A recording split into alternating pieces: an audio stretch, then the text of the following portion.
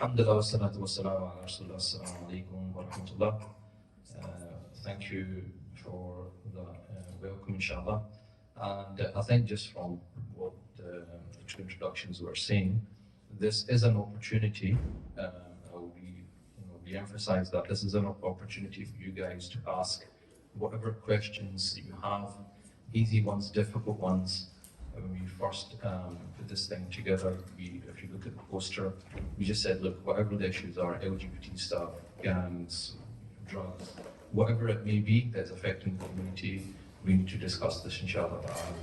And it is a challenging time, but I think that it's very important to know, and I think this is not emphasized enough in our discourse, whether it's khutbahs, whether it's talks. Yes, we are in challenging times, but inshallah there is a lot of hope. And the reason I'm doing this with Sumla is because I believe that what she has got a lot of value and can really help people, and I've seen it because in my line of work, one of the things I do is a charity in Scotland called Unity Family Services, and I've been dealing with family issues, mainly marital issues, since 2009, and I remember I had at one point a very difficult case. This sister came to me with her daughter and said that she was having all sorts of problems. You name it, she had it, and she was also saying that she thought she was a boy. She was 14 years old. I said, look, this is out of my league. I don't know what to do here. I turned to Sister Sumla and kept a tab on it, and subhanAllah, that same girl no longer believes she's a boy, no longer is involved in all the other stuff. She was getting groomed at one point. All sorts of stuff was happening, but subhanAllah, Sumla's input with the parents managed to turn it all around, and I've seen that case after case after case. And so it got to a point I thought, she's not on social media, she's not on YouTube, she's not like an influencer in that sense. But what she's got has got because I see the problems on a weekly basis. What she's got has got the key to solving a lot of our issues, which is why this is extremely important. And also realised through my interactions with her, when it comes to painting, she's my teacher. I take my knowledge from her. I started to realise how closely related marriage problems were to parenting. If the parenting's not done properly, then we raise children, and then when they become adults, they start to play out the things which went wrong from the parenting. So it's actually, if you want to fix marriages, you have to start with the parenting. It all starts from there. You get that right, everything else starts to fall into place. You get it wrong, everything goes wrong from there. Okay, so that's why I think it's extremely important. And we have to also realise, one of the things in the introduction was said about our times. Our times are changing, and they're changing fast. And we cannot parent the way we were parented. Right? We live in a completely different realm, different world. For example, my kids don't know life before the internet, they don't know life without mobile phones. If you're old enough, you're my age, you will remember teletexting, right? No one remembers that anymore. A couple of older guys laughed there, right? So teletexting, these things are gone. But we're in a different world. There is a tradition, but it's not very strong. It's said, Sayyidina Ali said that you have to bring up your children differently because they've been raised in a time different from your time. But when I've checked this statement, it's not very strong in terms of its chain, but the meaning is true. The meaning is true. And the thing is, even when I've had these discussions with some different cases, just parenting in general, I've realised, oh yeah, there's a hadith about that. Oh yeah, there's something in our tradition about that. And so one of the things she's emphasised to me is the power of the voice of the parent, especially the mother, but also the father. The voice of the parent is so powerful, and what the influence that the parent can have on the child is not like anyone else's influence. The damage also that parent can cause to the child is not like any other damage. If you have a bad teacher cannot damage you the same way a bad parent can. And then I thought of the hadith كل مولود يولد على الفطرة. Every child is born on what's called fitra, and fitra you can translate as innate state, natural state, different ways of primordial state. But basically it's your natural state that Allah subhanahu wa ta'ala has created you on. And then the hadith goes on. The hadith goes on that every child is born on fitra, Muslim, non-Muslim, but then what does it mention? It mentions the parents specifically. It's the parents that will make the child a Muslim, the parents that will make the child a Jew, the parents. The emphasis in the hadith is on the parents, because the influence of the parents is paramount. Nobody can influence a child like a parent. So if we get that right, inshallah, then it doesn't matter really what the challenges are in our society. And some people think, what should I do? My children are living this in school. Should I take them out? Should I put them home school? Should I migrate to Turkey? But we can't all migrate to Turkey, right? That's not a solution. The solution is not that. And when we've had all these discussions, and I've had lots of discussions with different people, when I speak to somebody says, get the parenting right and you'll be fine. The parenting's right, it doesn't matter what they're learning in school or learning anywhere else, because the parent's voice is paramount, right? So that's what we need to focus on. And if you think of your own experience, school seems to be a blur to me anyway, but I can't really remember that many things from that my teacher said that have had such a profound effect on me that's changed my life. Yet, do I remember things my father said? Absolutely. You see, because that voice of the parent is there. I can hear him sometimes talking. When I'm talking, I'm about to say something to my kid and I'm like, that's my dad talking, right? Because it's so powerful. So we shouldn't underestimate that. And so whatever the parent tells the child will believe. If you tell your children they're rubbish, they will believe they're rubbish.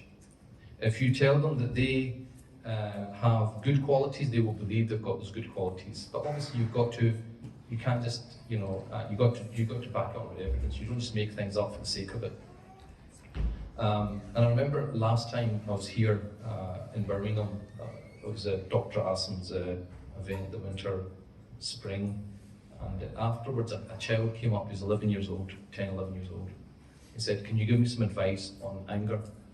So I thought, subhanAllah, that's a very diligent kid, he's asking for advice. But then I asked him, why are you angry? As we discussed it, I realised the anger was because of his parents, the way his parents shouted at him. So the problem was that I give him advice, do this, do that, but that's not the cause. The cause is the parents. You actually need to speak to the parents and say, look, you need to stop doing this because this is not good for the child. And we have to remember, Imam Haddad, in I think one of his books, he mentions that the children are half awliya. But I've heard from other scholars that children are awliya, right? We spend our lives trying to find awliya, running here, running there. You put awliya in your home, under your care. Because these children are not, they don't have sin, they're not accountable until the age of puberty. Right? So they're sinless. That's why if a child dies before puberty, they go straight to paradise. There's no accounting, no hisab. So these are awliya in your homes. So then the test that God has put you in is, how are you going to treat his awliya? And that's why mistreating a child, right? Obviously, the height of that would be something like sexual abuse, is one of the biggest crimes that you can commit, because there's a crime against a wali of Allah subhanahu wa ta'ala. So the test that we have as parents is, how are we going to treat these awliya? How are we going to treat them? How are we going to be merciful to them? Are we going to be just to them? Are we going to shout at them? Are we going to be harsh with them? And then the thing is, when you look at the Prophet sallallahu alaihi wasallam, how was he with children? How was he with children? Children loved him, right? He was gentle with them, he was soft with them. We know stories of his grandchildren in prayer, climbing his back and him elongating the sajda for the sake of his grandchildren. We know the hadith with the Prophet sallallahu the child was crying and the prayer was shortened because of the child. And so we have to recognize that Allah subhanahu wa ta'ala is testing us with our children. But at the same time, if we get it right, we're going to set them up and give them something that they can't get from anywhere else. And the thing is, often, people will, I get this question immediately, they'll say to me, Shaykh, can you tell me a really good qari, give me a really good, reciter of the Quran. I want my child to have the best recitation. You want the best for children, I want the best recitation. Private school, I want, send them to the best school, no problem. I'll, take a second job. I want to make sure that the education is good. The thing is, you cannot outsource parenting. You can send them to the best school. You can send them to the best qari. You can put them in gatherings of dhikr until you're blue in the face. But see the impact you can have on your children. No gathering, no qari, no nothing can have that impact. Because your children, they're like sponges. They soak up everything. They soak up what they hear and what they see from you, and your emotions as well. When you're irritated, they know you're irritated. Right? When you're lying, they know you're lying.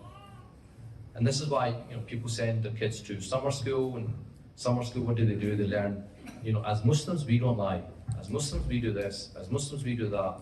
But when they go home, they see something completely different from their parents. So that's why it has no impact. Because what they've learned is that's just a good theory. It says, yeah, theoretically we should, but my dad doesn't do it, my mom doesn't do it, so it can't be that important. The example has to be set by the parents, and this is why we're all going to be accountable for this. The Prophet said, "Kullukum mas'ulun an ra'iyatih." Every one of you will be responsible for his flock, and the hadith goes on. Right? So we are all responsible, and it's quite frightening as well, to be honest. There was just recently, maybe a day or two before, I had a call with a lady, not from the UK, outside of the UK. And professionally she's a doctor. And it was the conversation was about, now she's an adult, she's got a child, but the conversation was about the relationship she has with her mother. And her mother was very abusive, because she would say, if you don't do this, you're a bad child, I'm going to curse you. Right? And this is a grown woman now, and I could see the problems that she's having in her marriage because of that, or partially because of that trauma. And she was having therapy, she was going through therapy, and she was so frightened. She was like, but I don't want to upset my mom in case I go to hell. And we had to discuss the whole case. I can't obviously go into the case, but the point is that was the impact on her now as an adult because of what happened to her as a child. And so this is why the Prophet said, it's sufficient of a sin for a man. Kafa bil mar'i ithman, right? If he neglects those whom he is obliged to spend on, in other words, the dependents, the children. In terms of our kind of texts, what kind of advice do we have? We have the advice of Sayyidina Ali. You may have heard this. Some people say it's a hadith, it's not a hadith, but it's a saying of Sayyidina Ali, which, to be honest, now has been proven through studies, which is that the first 7 years of a child's life, you should play with them, and then you should teach them for 7 years, and then you should advise them for the next 7 years, because you're preparing them for life. Right? So play 7, teach for 7, and support them for 7. And you hear this word, some will use it a lot, connection. He's drummed it into me as well. Connection, connection, connection, because this is the key. If there's anything you remember, just remember that word connection. If you connect with your child, you're on your way. Your connection's got to be strong with your child. And if you get the connection right, inshallah, then the basis is formed that they can then build from. We all know, I'm not going to go into other stuff, which we all kind of hear, but we all know it. It's just about how to do it. We all know that the best thing a father can give to his child is good manners. It's not material things. But a lot of times we don't know how to do that, and this is where Sumla will come in. Last kind of thing I want to mention before I hand over to him is discipline. So a lot of people, we have this understanding of discipline, that you need to be harsh with your child. You need to give them firm rules and be very, very hard with them. Otherwise, we need to toughen them up for life. But discipline, if you look at the word discipline, it comes from the word disciple. And disciple means to teach, right? not to punish like we think, or many of us think. So what is it we're teaching them? We're teaching them new behavior to replace old behavior. Anything you don't like in your child, right? You want to teach them how to change that. How do you replace that? And that's what inshallah Sumbla will tell us. And this is prophetic, because we know the Prophet said, Innama bu'ithtu mu'allima. I was only sent as a teacher. The Prophet was a teacher. And this is what we're supposed to be doing. We're supposed to be teaching our children the better way.